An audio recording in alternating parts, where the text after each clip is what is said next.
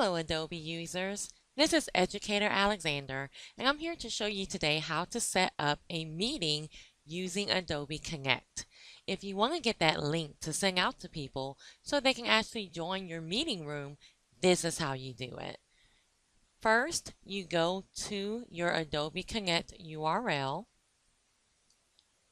Go ahead and log in with your login information and click the login button.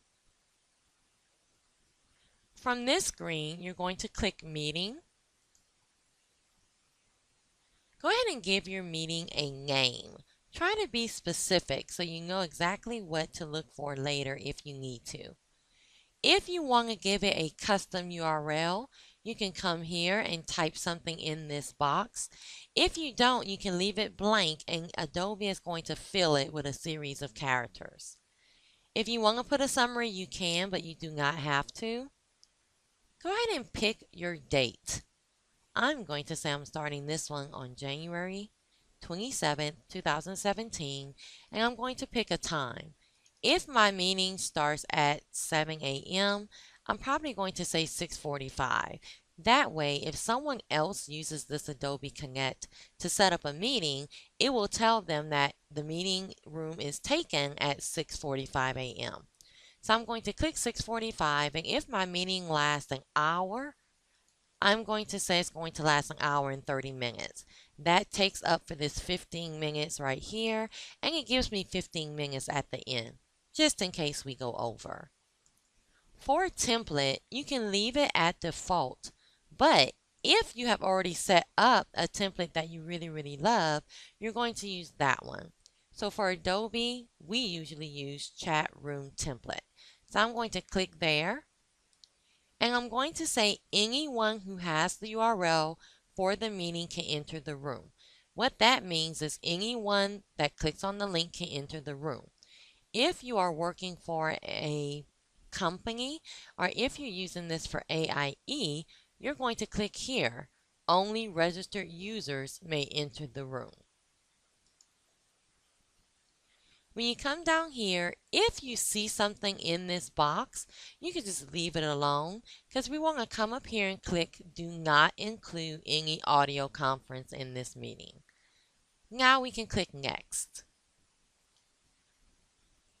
On this screen, you're going to just leave it alone and click Next unless you know what people you want to have in your meeting room. On the last screen, if you chose that only people that are in your meeting room can enter, that means you have to put people in your meeting room or no one will be able to enter. So for example, if you work for AIE, I'm going to come here, click on a group such as Cohort 12, click Add, and that group will appear over here. That means they are ready to sign in if they have a username and password. I can also click on a person, click on permissions, and change their permission. So I can make them a presenter or I can make them a host. You do not want to make an entire group a host, but you can make another individual person a host. If you're using Educator Alexander, then you don't want to make another person a host as we only have one host. So the host will actually be you.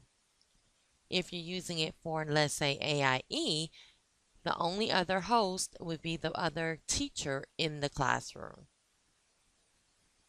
You can go ahead and repeat this to add multiple people or multiple groups.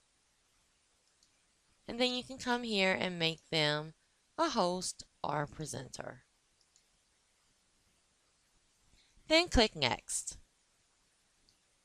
On this screen, it gives you an email that you can use to send to the people, your participants. However, what I usually do is I come here and click Finish.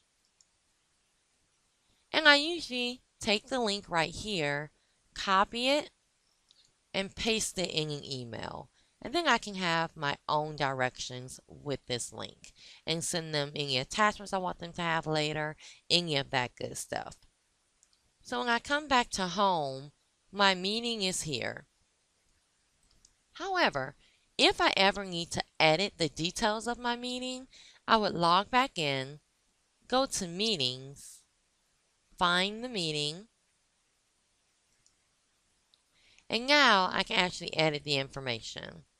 The only thing that I cannot edit is the link. I can add participants, and I can also see the recording.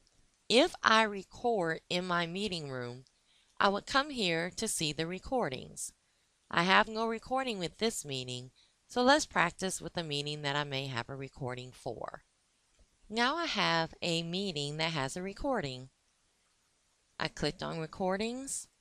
It says that the access is private, so I have to click, go to access type, change it to public, and click save.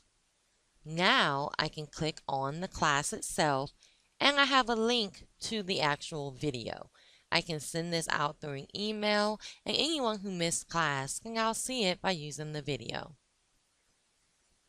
I can go back to home, and now I can sign out.